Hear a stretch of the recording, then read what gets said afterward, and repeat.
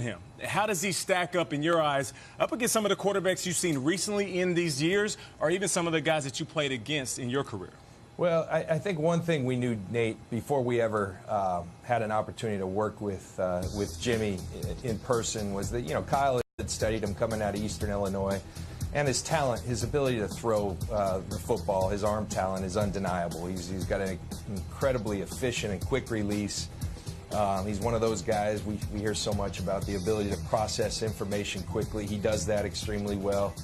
And he throws the ball extremely accurately. So his talent was, we all knew about that. I think what we've been most pleased and encouraged, and what led us, after a short sample size, to commit to Jimmy is, I think, the teammate he is. I spoke earlier about work.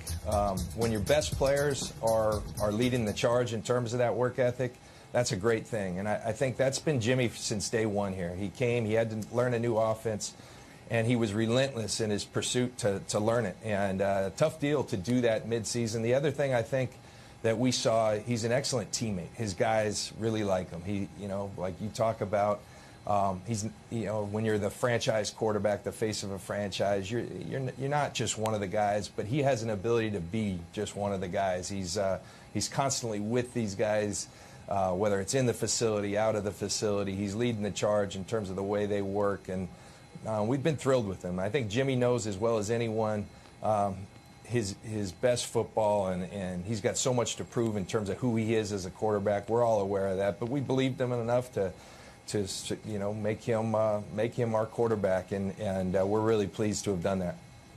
And you got Jimmy some help too. Good morning, Mr. John Lynch. Got to talk more about this offense because, I'd be lying if I said that it didn't raise some eyebrows when you added Jerick McKinnon to a whopping $30 million deal. What did you see in him, scouting him, or even when you were broadcasting, that made you make that decision? Well, it's